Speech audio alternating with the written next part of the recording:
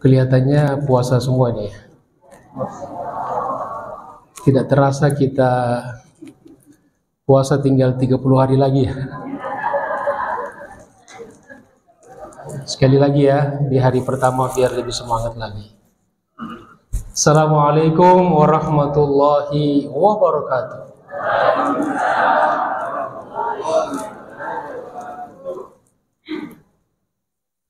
Alhamdulillahirabbil alamin. Wa bihi nasta'inu ala umuri dunya waddin.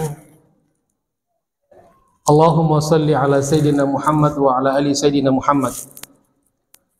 Subhanaka la ilma lana illa ma 'allamtana innaka antal alimul hakim. Rabbi shrah li sadri wa yassir li amri wahlul 'uqdatam min lisani yafqahu qawli, amma ba'du. Ma'asyiral muslimin wal muslimat rahimakumullah, Bapak Ibu sekalian, jamaah salat subuh dan majelis ta'lim, wabil khusus para asatid, Ustadz Abdul Fattah dan ustadz-ustadz yang lain. Ada juga yang dipanggil Tat. Ya, belum sempurna ustadznya, baru Tat. Segenap pengurus DKM Masjid Al-Akbar, para tokoh masyarakat, para orang tua, saudara-saudaraku, jamaah salat subuh dan majelis taklim, ya insya Allah semua kita senantiasa dimuliakan dan dirahmati Allah Subhanahu wa Ta'ala. Apa kabar semuanya? Sehat ya? Luar biasa. Biasa di luar. Alhamdulillah, puji syukur kita panjatkan kepada Allah Subhanahu wa Ta'ala. Setelah kita salat subuh berjamaah di hari pertama bulan Ramadan ini, kita lanjut i'tikaf, silaturahim dan majelis taklim. Mudah-mudahan mengawali bulan Ramadan ini Allah Subhanahu wa Ta'ala berikan kepada kita kesehatan jasmani dan rohani, diberikan kekuatan iman dan Islam, dan dimudahkan untuk melakukan segala ibadah dan amal soleh, sehingga kita insya Allah dimudahkan menggapai keutamaan-keutamaan dan keberkahan-keberkahan yang terdapat di dalam bulan suci Ramadan ini. Maka tidak apa-apa, mungkin tadi malam sudah dibacakan doanya, tapi saya untuk menguatkan saja. Mungkin tadi malam ada yang tidak sempat hadir salat tarawih karena hujan. Entah di sini hujan nggak? Di Jatiwaringin hujan, ya. Banyak yang tidak datang ke masjid, katanya hujan. Tapi hari kemarin juga tidak hujan, nggak datang juga. Jadi begitu hujan ada makin menguatkan dalil ya. Kita baca sama-sama Bapak Ibu ya. Saya baca kemudian Bapak Ibu sekalian ikuti. Allahumma ahillahu alaina bil yumni wal iman wassalamati wal islam. Rabbuna wa rabbukallah. Allahumma, ya Allah, ahillahu alaina, terbitkan kepada kami, datangkan kepada kami, hadirkan kepada kami bulan Ramadan bil yumni wal iman, dengan keamanan dan keimanan. Semoga di bulan mulia ini aman dan meningkat keimanan kami. Bisalamati wal islam. Semoga di bulan ini keselamatan dan peningkatan agama kita. Rabbuna wa rabbukallah. Tuhanmu, wahai bulan Ramadan, juga Tuhan kami. Birahmatika ya arhamar rahimin. Wa sallallahu ala sayyidina Muhammad wa ala ali sayyidina Muhammad. Jamaah sekalian, pelajaran kita pada kesempatan ini melanjutkan pengkajian kitab At-Tadhkirah karya Al-Imam Al-Qurtubi, wafat 671 Hijriah. Ini sezaman dengan Al-Imam An-Nawawi. Al-Imam Nawawi 673 atau 5. Sedangkan Al-Qurtubi 671. Cuma kalau Imam Nawawi itu ada di Arab, kalau Al-Qurtubi ada aslinya dari Cordoba atau di Spanyol. Di kesempatan ini insya Allah kita akan membahas satu bab,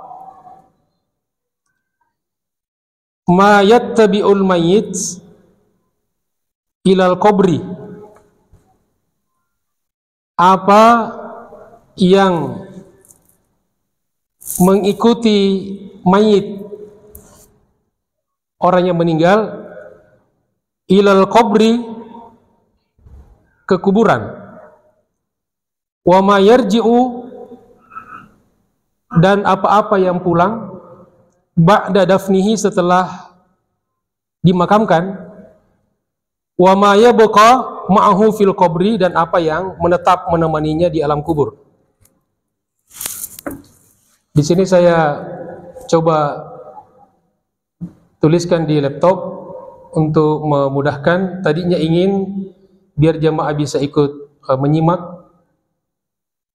tapi qadarullah belum bisa disambungkan, ya, IT-nya belum tersedia. Insyaallah mudah-mudahan di pertemuan-pertemuan akan datang jamaah sudah bisa melihat di layar, ya, biar juga bisa berinteraksi dengan kitab. Sebab kalau di kitab cuma yang baca saya doang, jamaah juga bisa lihat. Jamaah sekalian dirahmati Allah Subhanahu wa taala, prinsipnya bahwa hidup ini pasti berakhir dengan kematian. Betul ya? Bahkan kematian itu adalah kepastian yang paling pasti dalam hidup ini.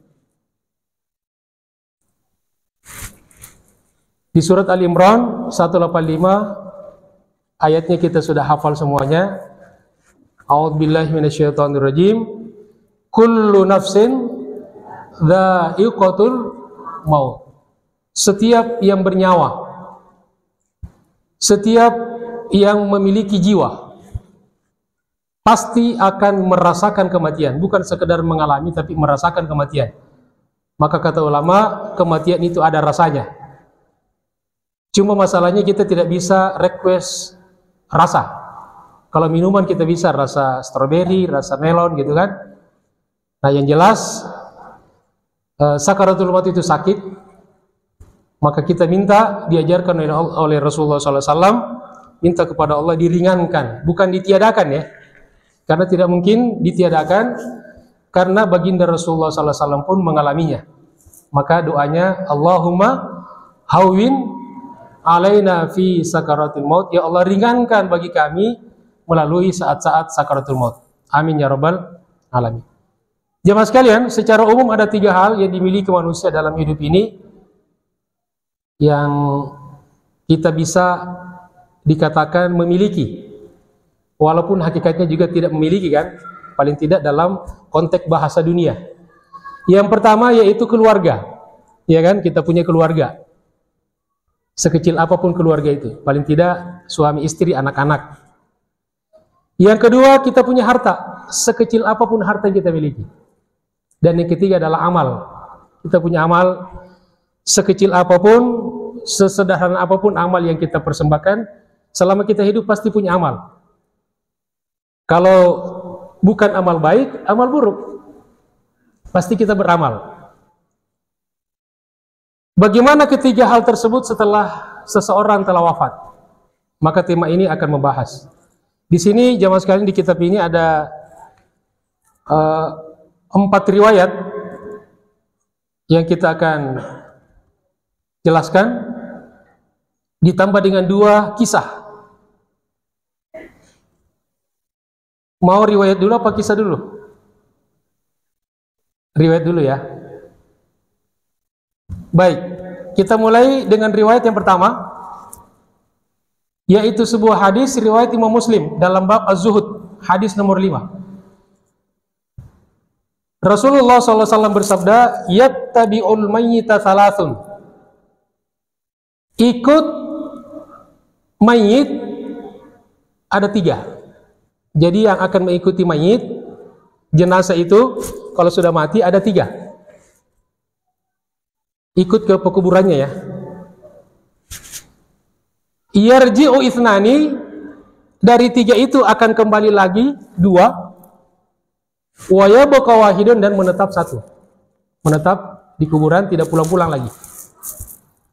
Lalu kata Nabi, yattabi'uhu ahluhu wa maluhu wa amaluhu.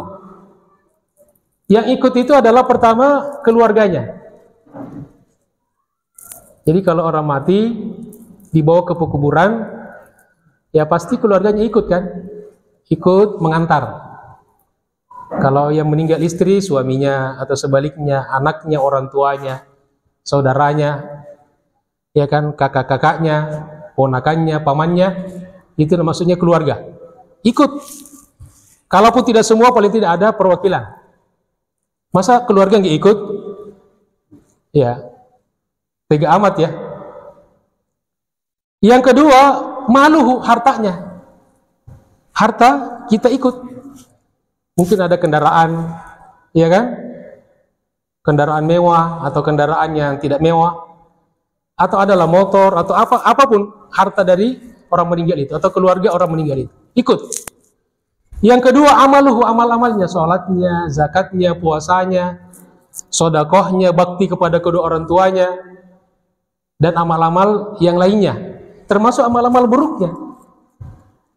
Kemudian kata Nabi, fayarji'u ahluhu, yang pulang adalah keluarganya. Keluarga pasti pulang, tidak mungkin menemani di kuburan kan? Kecuali kalau sampai di kuburan pingsan lalu mati, dikuburkan juga bareng. Tapi kalau masih hidup pasti pulang kan? Ada istri ketika suaminya meninggal ikut, kemudian menangis, memeluk kuburannya. Saya tidak akan pulang, saya akan tidak mau berpisah denganmu. Coba sampai sore, maghrib ya, paling bertahan sampai maghrib. Udah gelap, apalagi malam Jumat ya, udah mulai tolak-tole kan? Orang-orang pada pulang semua nih. Coba bisa bertahan nggak di situ? Ya, begitu juga anak, sesedih apapun, tidak ada yang mau menemani orang tuanya di kuburan kan? Jadi kata Nabi, kembali pulang keluarganya, istri, suami, anak-anak, orang tua dan sebagainya. Yang kedua, maluhu, hartanya. Kalau ada diantar oleh kendaraan pribadinya pasti pulang. Belum pernah kita melihat orang Islam ada yang dikuburkan dengan mobilnya. Ya, kalau mungkin mobil terlalu gede ya. Handphone, HP yang di situ ada rahasianya. Ada wasiatnya, nanti kalau saya meninggal, tolong HP saya dikuburkan bersama saya karena di situ banyak rahasia. Belum pernah kejadian. Atau belum pernah ada yang berwasiat, tolong kalau saya meninggal diselipkan di dalam kain kafanku handphone, biar sewaktu-waktu bisa kontak dengan keluarga. Belum pernah kejadian. Jadi betapapun dia cinta kepada hartanya, pasti hartanya pulang. Lalu kata Nabi, wa yabqa amaluhu, satu-satunya akan menetap menemani kita adalah siapa? Adalah amalnya.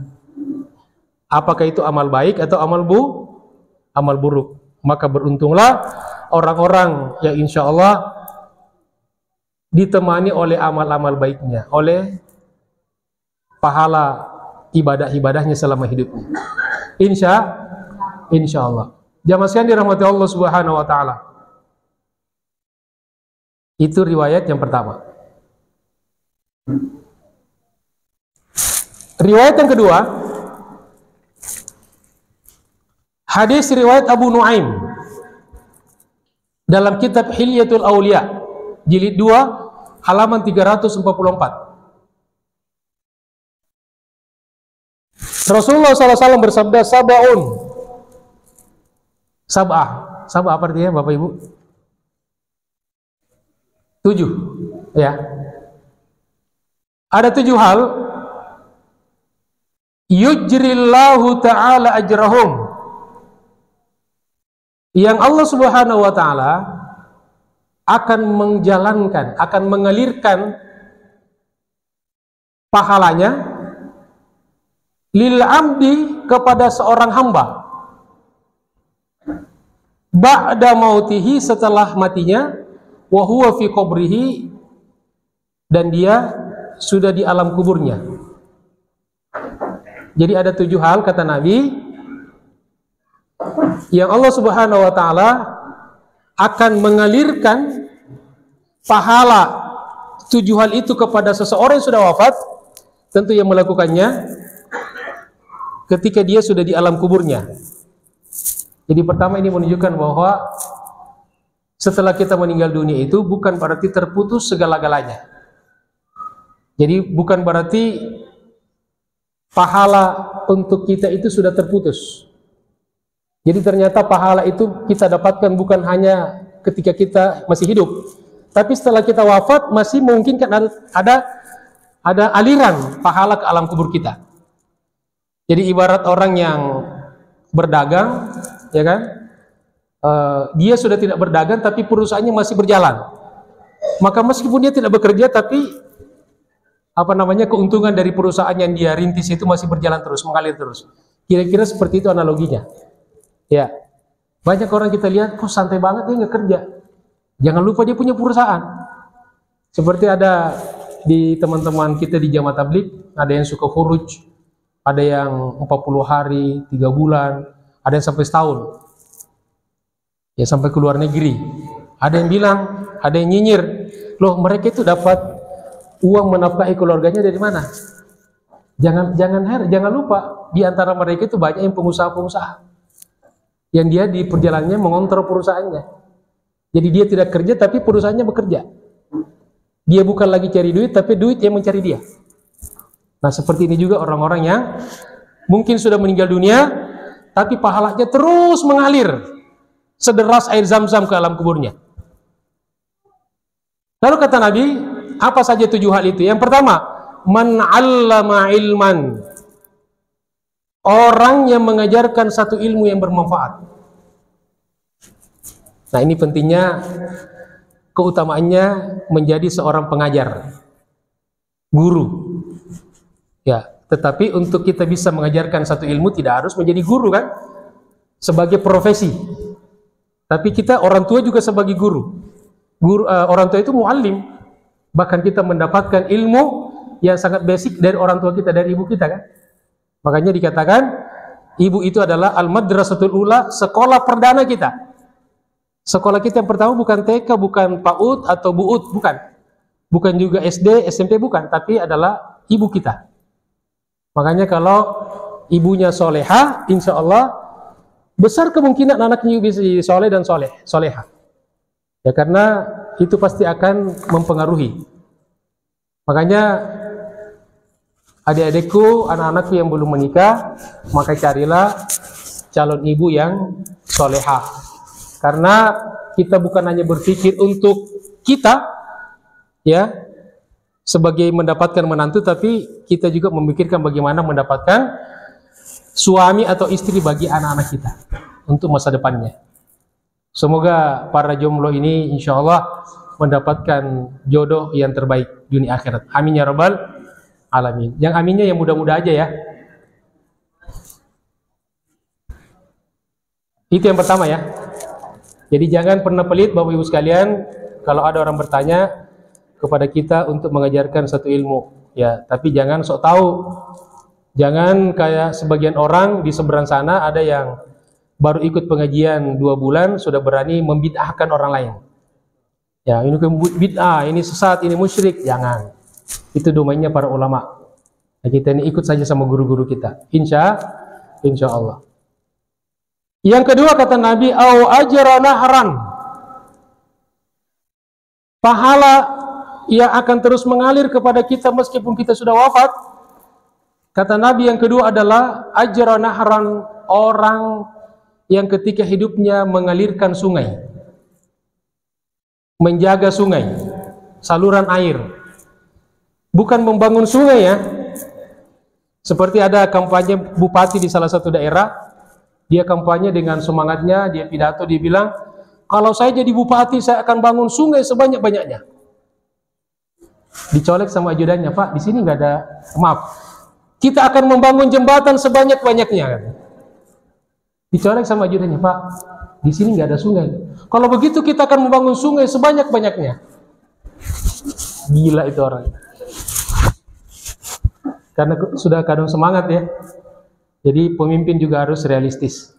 Ya, jadi cukup sungai yang sudah ada dipelihara, dialirkan, biar fungsinya bermanfaat maksimal sampai kepada para petani. Jangan dirusak airnya, jangan dicemarkan, jangan bangun rumah di bantaran sungai. Itu maksudnya itu. Jadi orang-orang mafhumul mukhalafahnya, orang-orang yang mengganggu sungai sehingga sungai rusak manfaatnya, itu berdosa itu. Jadi jangan dikira dosa itu cuma dosa mencuri, dosa berzina, dosa korupsi, bukan. Tapi juga dosa yang kita perlakukan alam ini secara tidak adil. Ya, zalim kepada sungai, buang sampah di sembarang tempat, itu juga dosa. Itu yang kedua ya, jamaah sekalian. Ya, termasuk mungkin saluran air ya. Itu di drainase di dekat rumah kita dilihat ya. Jadi luar biasa, Islam ini adalah agama yang sangat ramah dengan lingkungan. Kemudian yang ketiga kata Nabi, au hafara bi'ran. Orang yang ketika hidupnya pernah menggali sumur pengadaan air minum, terutama di daerah-daerah yang sering terjadi krisis air. Ya, Masya Allah, itu pahalanya akan mengalir. Selama air yang sumur yang dia bangun itu masih bermanfaat kepada orang lain, kepada banyak orang, maka insya Allah selama itu pula pahalanya mengalir ke alam kuburnya. Kemudian yang keempat kata Nabi, au gharasa nakhlan, atau orang yang menanam pohon korma. Ada yang tanya, Ustaz, kenapa pohon korma? Kalau mangga boleh nggak? Ya boleh. Loh, kenapa disebutkan korma? Karena adanya pada zaman itu korma. Andaikan pada zaman Nabi ada mangga, pasti katanya mangga atau manggis atau duren. Cuma di Arab mangga kagak ada, adanya buahnya. Berkat doa Nabi Ibrahim alaihissalam, tidak ada pohon tapi semua buah di Mekah, di Madinah ada. Alhamdulillah. Jadi ini menanam pohon itu, menanam tanaman adalah sunnah, bagus. Ya, menanam pohon. Apakah? Tapi jangan sembarang nanam, jangan di halaman orang. Ya. Karena semangat nanam masuk di halaman orang menanam. Kemudian jemaah sekalian, yang kelima, au bana masjidan, yang akan senantiasa mengalir ke kubur kita meskipun kita sudah wafat adalah ketika di masa hidup kita pernah membangun masjid. Ustaz, apa yang dimaksud dengan membangun masjid? Apakah harus satu masjid utuh? Kata ulama, yang paling afdal kalau kita bisa membangun satu masjid utuh. Itu lebih bagus. Bisa nggak? Ya bisa. Pasti bisa kalau punya duit. Karena bangun masjid tidak cukup dengan doa, tapi juga dengan doi. Karena ketika kita ngecor, tidak cukup dengan doa, tapi juga dengan doi. Beli material, tidak cukup dengan doa. Data di material Al-Fatihah. Ya, tapi harus dengan doi. Masya Allah. Yang kedua, meskipun tidak membangun masjid utuh, tapi ikut memakmurkan masjid. Memakmurkan fisiknya, dia ada sumbangsinya. Ustadz, saya tidak bisa satu masjid. Bisanya berapa? Saya bisa untuk keramiknya. Boleh nggak? Boleh. Ustadz, saya tidak bisa keramik. Bisanya apa? Sound sistemnya. Boleh nggak? Boleh. Bagian dari masjid. Karena ada kaidah mengatakan ma la yatimul wajib illa bihi fa wajib. Apa yang manfaat suatu masjid itu tidak bisa maksimal kecuali dia adalah, kalau tidak ada maka dia wajib. Maka kalau sound system ini kalau tidak ada, kegiatan masjid tidak makmur, tidak maksimal. Maka keberadaan mic ini, sound system ini kalau pengajian hukumnya wajib. Maka merusak alat-alat masjid berdosa. Apalagi nyolong. Maka tidak semua orang yang meninggal di masjid langsung kita katakan matinya husnul khotimah. Wah, enak dia mati di masjid. Lihat dulu apanya. Ternyata dia nyolong kotak amal. Berarti dia su'ul khotimah. Atau dia nyolong laptop masjid atau kamera masjid. Wa na'udzubillahi min zalik. Atau apapun. Yang ketiga kata ulama, tidak membangun satu masjid, tidak menyumbang fisik masjid. Yang ketiga yang minimal adalah ikut memakmurkan masjid secara ibadah dan kegiatan-kegiatan. Jangan sampai tidak ada sama sekali nih, bangun masjid kagak, nyumbang masjid kagak, datang ke masjid kagak. Begitu datang ke masjid, langsung di depan imam. Artinya apa? Jadi jenazah. Kemudian jemaah sekalian, yang keenam adalah kata Nabi, awarrasa mushafan.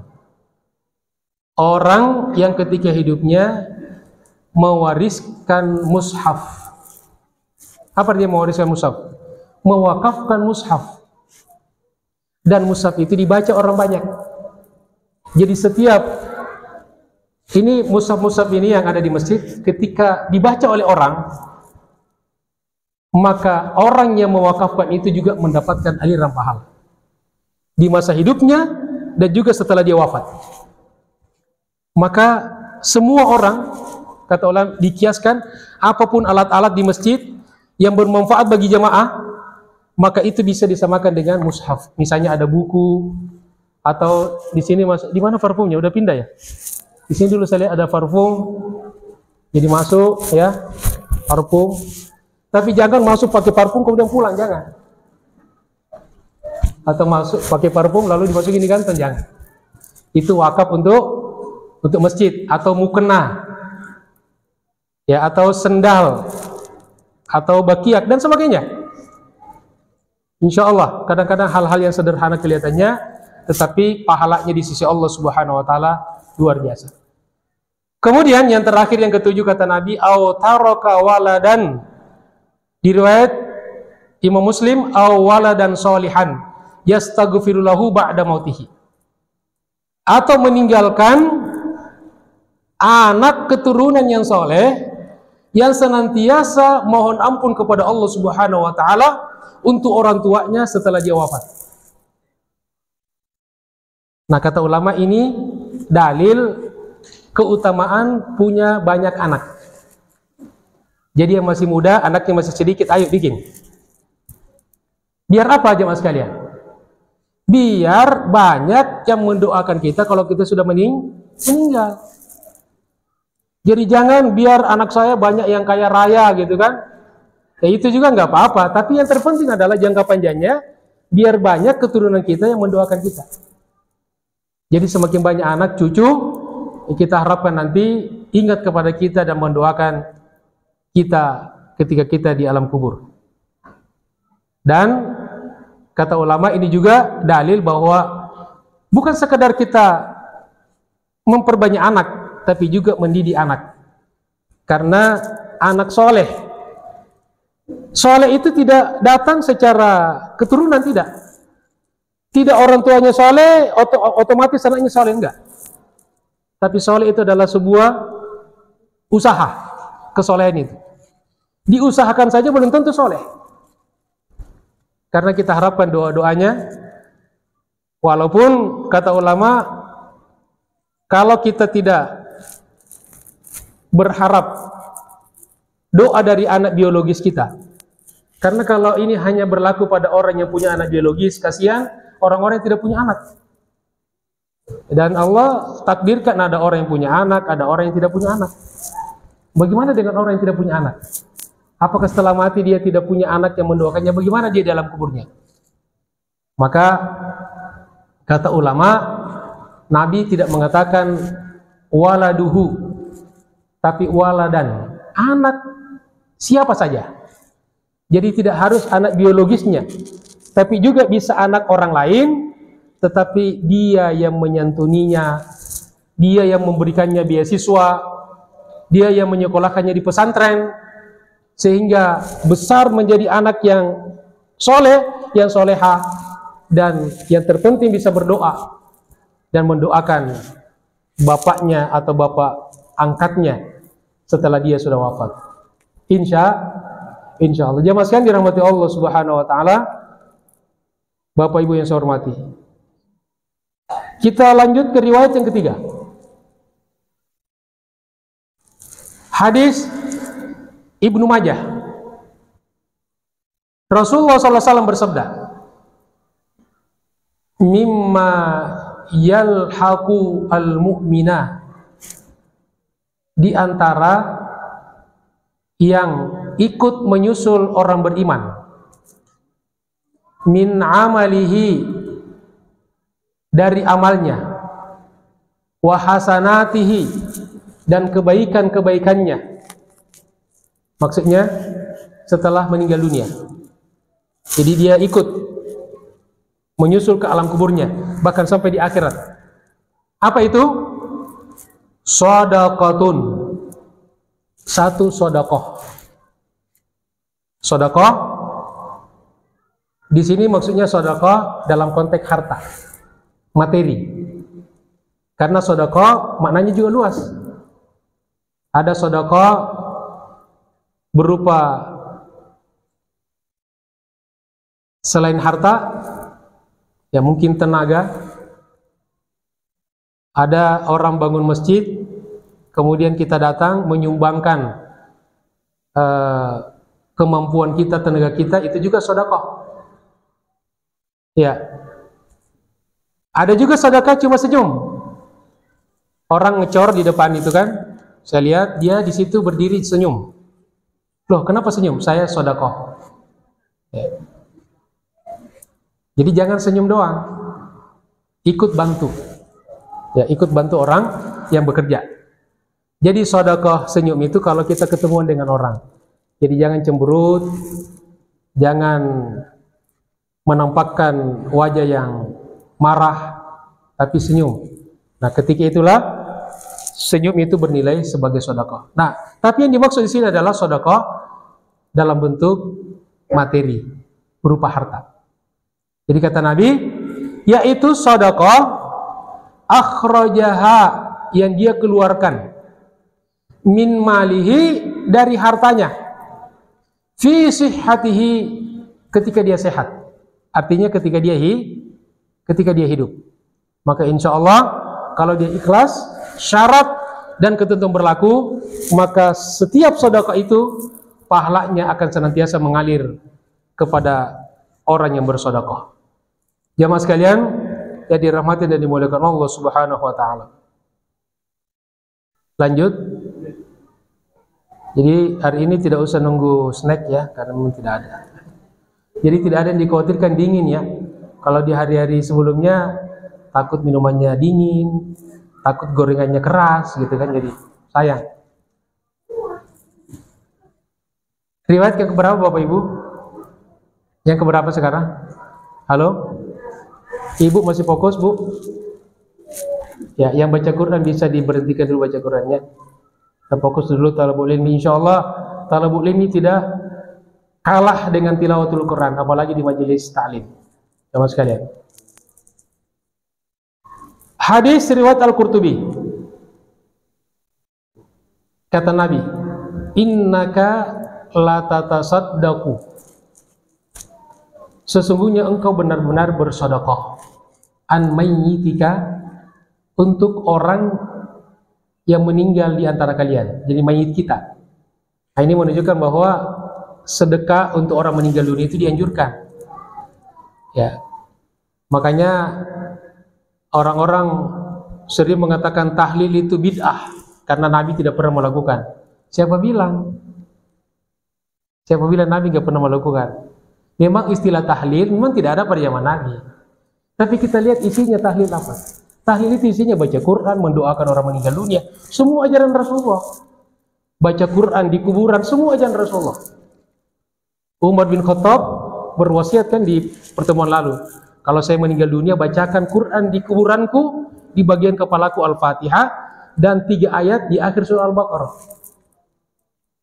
Jadi ada, cuma mereka baca aja dari kitab-kitab mereka saja, jadi nggak pernah, tidak ada dalilnya. Bacalah At-Tazkirah, bacalah Al-Azkar Imam Nawawi, Baca buku-buku ulama-ulama, pasti dapat. Ya. Jadi tidaklah engkau bersedekah untuk orang yang meninggal. Nah, kenapa di tahlil itu ada orang menyediakan makanan? Orang ikhlas kok memberikan makanan. Tidak ada orang yang pernah karena merasa orang datang itu tamunya dihormati, dikasih minuman, makanan. Kemudian niat sedekah. Sedekah ajaran Islam. Mana ya? Ada masalah apa? Masalah buat lo? Jadi nggak ada masalahnya. Istilahnya doang. Kalau masalah istilah jamaah sekalian, jangankan tahlil. Salat tarawih pun pada zaman Nabi belum ada istilah tarawih. Di zaman Nabi dikenal dengan qiyam Ramadan. Dan Nabi itu salat tarawih hanya 3 malam. Kalau qiyam Ramadan. Jadi kalau kemudian tarawih itu kapan datangnya mulai jamaah sekalian? Istilah tarawih baru ada pada zaman Umar bin Khattab. Zaman Abu Bakar belum ada. Umar bin Khattab yang pertama kali mengumpulkan manusia, sahabat, untuk salat tarawih sebanyak 20 rakaat, 23 tambah witir. Itu Umar bin Khattab. Jadi kalau mengatakan salat tarawih ikut Rasulullah, ikut yang mananya? Baca sejarah dong. Kalau ikut Nabi, semata-mata murni ikut Nabi cuma 3 malam tarawih. Nah, saya curiga jangan-jangan banyak orang di beberapa masjid, ramai masjidnya gara-gara ikut Nabi cuma 3 malam. Nah, makanya ramai kan di dekat rumah saya itu 3 malam itu. Sampai keluar, sampai di jalan-jalan 3 malam. Malam keempat, loh, makin nyusut. Jangan-jangan dia ikut Rasulullah. Namanya orang ngajinya separuh-separuh nih.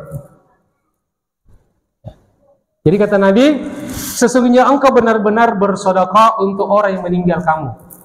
Bisadaqatin, dengan satu sedekah. Apa saja? Mungkin 1 gelas minuman. Fayaji'u biha. Lalu sedekah itu dibawa malakum minal malaikah. Salah satu dari malaikat-malaikat Allah. Fi atbaqin min nur. Di atas nampan dari cahaya. Fayaji'u ala ra'sil qabri. Lalu malaikat datang di kepala kuburan. Di bagian kepala mayit, di kuburannya. Fayunadi, lalu dia berseru. Malaikat itu manggil, ya sahibal qabri, wahai pemilik kubur. Artinya wahai orang yang dikuburkan.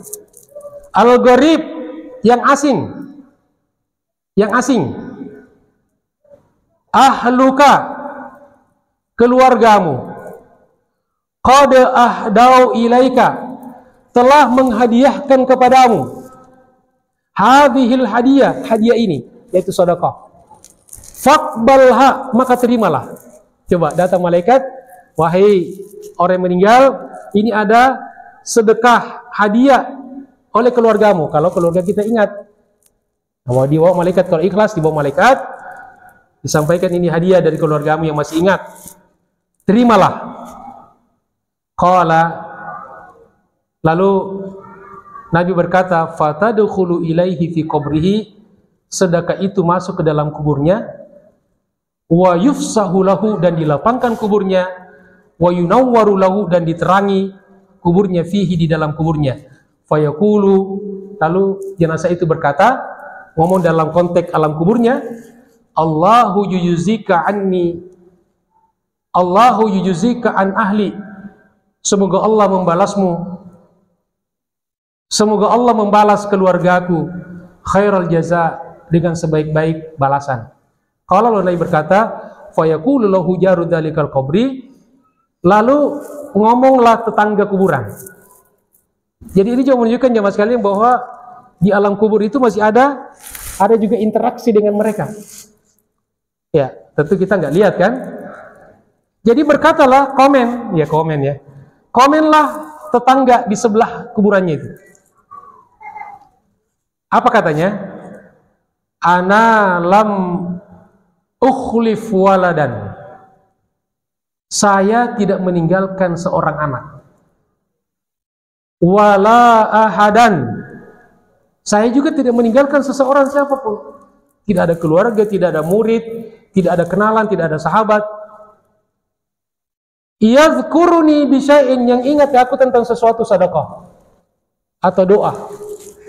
Kira-kira Bapak Ibu, ada nggak orang yang sudah meninggal dunia dilupakan oleh oleh keluarganya? Ada nggak kira-kira?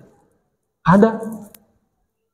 Makanya salah satu kelebihan orang, maaf ya, bukan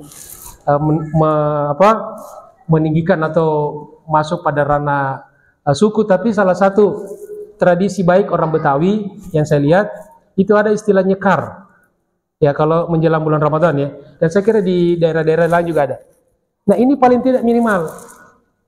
Jadi sunnahnya itu sunnah ziarah kubur, mendoakan orang di ahli kubur. Loh kenapa sebelum Ramadan? Nabi aja tidak ngatur waktunya, kita disuruh ziarah kubur. Jadi kalau ada yang melarang, mana dalil larangannya? Kenapa? Karena perintahnya sudah ada. Jadi kalau ada yang melarang, yang kita minta dalilnya melarang. Kenapa baca Yasin malam Jumat? Orang perintah Allah dan Rasulnya menyuruh kita baca Quran. Allah dan Rasulnya tidak pernah menentukan bacalah Quran di malam Jumat, di malam Kamis. Tidak ada waktunya, tempatnya tidak ada. Jadi kalau ada orang melarang di waktu tertentu, mana larangannya? Jadi bukan mana dalilnya, karena dalilnya sudah ada.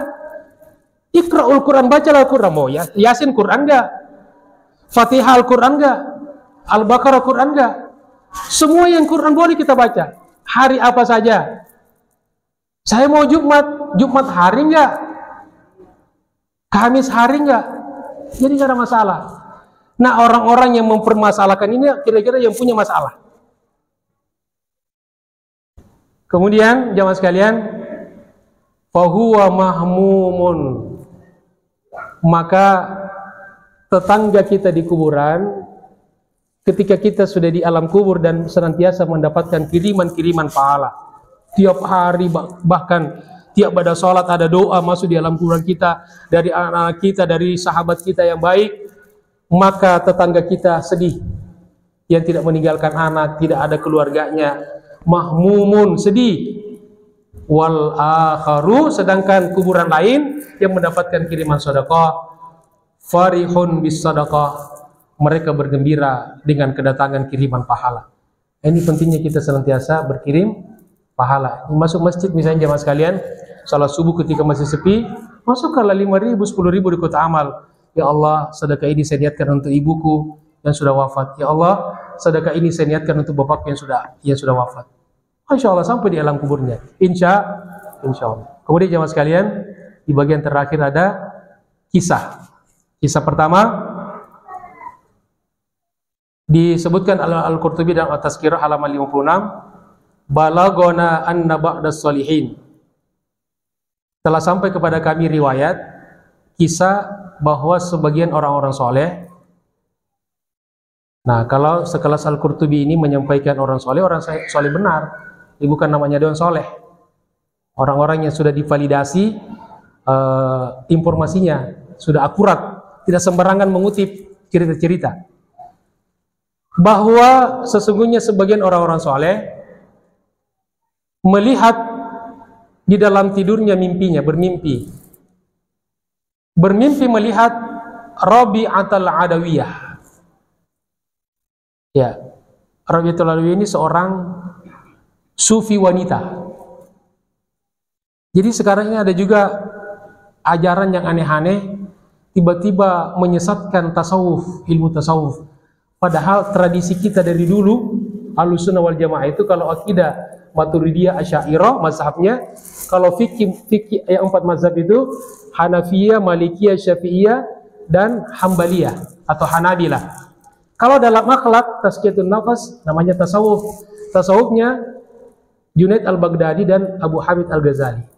Nah, sekarang ini diserbu nih mereka ini. Coba Bapak Ibu lihat di medsos kan, serangan kepada Maturidiyah, Asy'ariyah. Mereka sesat. Apalagi Al-Ghazali, Ihya Ulumuddin diserbu karena kitab-kitab ini yang luar biasa yang viral di dunia Islam dari dulu. Nah, sekarang ingin diganti dengan ajaran-ajaran yang enggak jelas. Lalu Rabi'atul Adawiyah seorang sufi perempuan. Jadi sufi ini orang-orang yang dekat dengan Allah dengan amal-amalnya, dengan menjaga kesolehannya. Jadi bukan sufi yang enggak benar itu sufi suka film, bukan itu. Dia sufi. Sufi apa? Suka film. Ya, ini sufi beneran. Jadi ulama orang-orang soleh ini bermimpi dalam tidurnya melihat Rabi'atul Adawiyah setelah wafatnya. Wa kana katsirad du'a laha.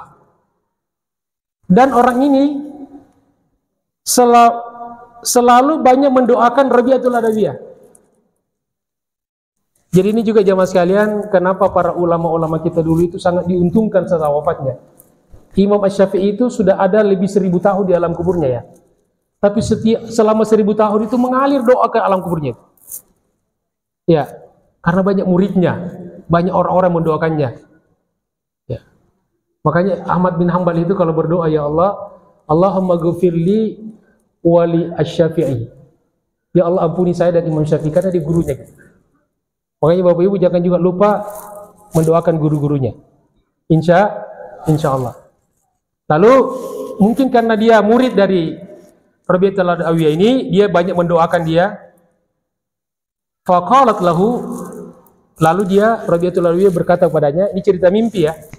Tapi mimpi orang soleh benar. Apa kata Rabi'atul Adawiyah kepadanya? Inna hadiyataka ta'ti lana kulla qalilin.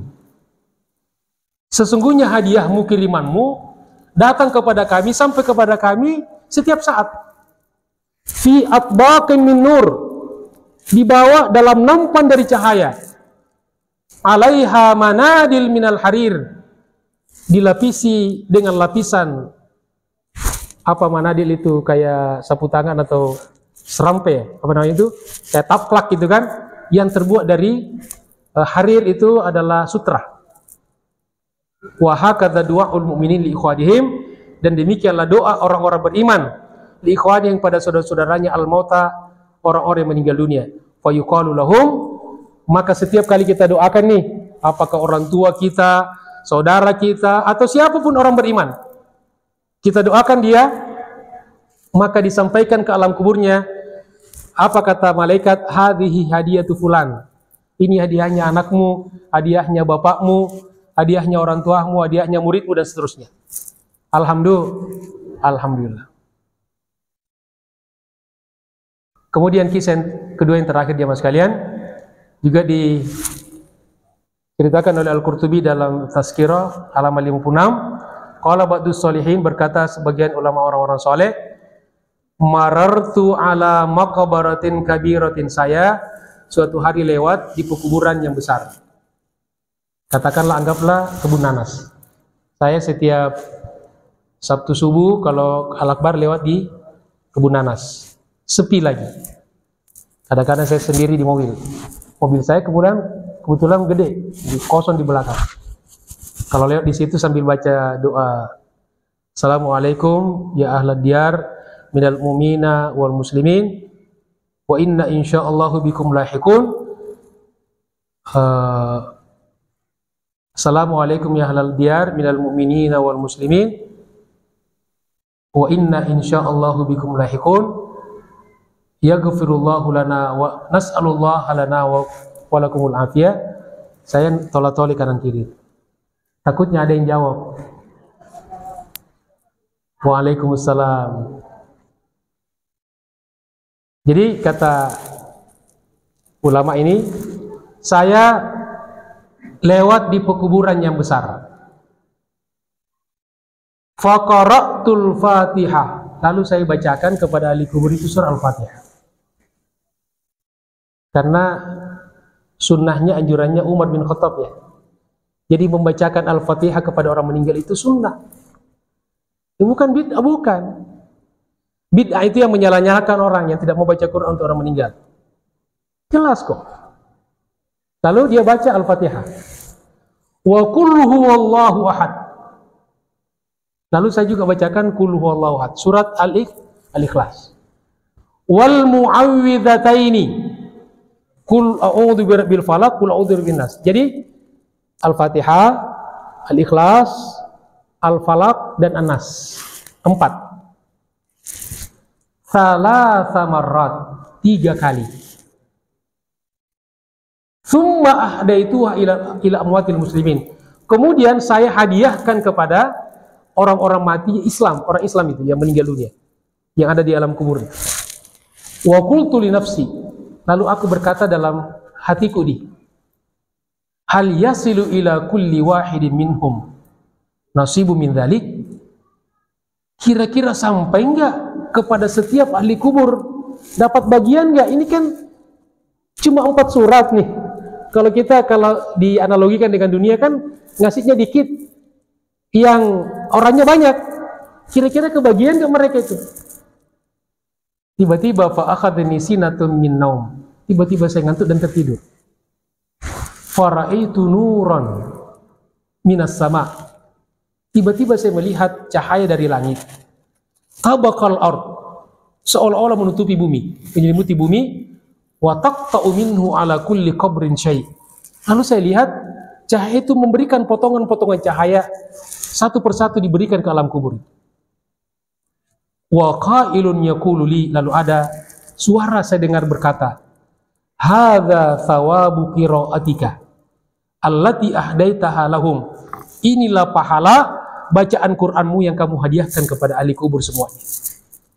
Jadi ya mas kalian, jangan pernah ragu untuk insya Allah mengirimkan bacaan Quran kepada orang-orang meninggal dunia, terutama orang-orang yang kita cintai selama hidup di dunia, orang tua kita, termasuk kakek-kakek kita, buyut kita, jangan dilupakan. Karena ada sebagian tradisi orang-orang sekarang ini, kalau ziarah kubur cuma orang tuanya doang, padahal orang tua kita tidak ada kalau tidak ada orang tuanya lagi.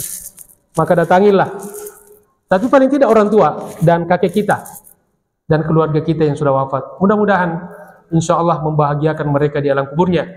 Dan biasanya kata ulama, kalau kita selama hidup perhatian kepada orang-orang meninggal dunia dari keluarga kita, maka insya Allah setelah kita meninggal dunia di alam kubur juga akan diperlakukan oleh orang-orang hidup seperti halnya kita memperlakukan orang tua kita yang sudah wafat. Insya Allah. Demikianlah jemaah sekalian kajian kita pada hari ini. Mudah-mudahan bermanfaat. Semoga menjadi ilmu yang barokah dan bermanfaat untuk kita semuanya. Terima kasih atas segala perhatiannya. Mohon maaf atas segala kekurangannya. Billahi taufiq wal hidayah. Allahul muwaffiq ila aqwamit thoriq. Assalamualaikum warahmatullahi wabarakatuh.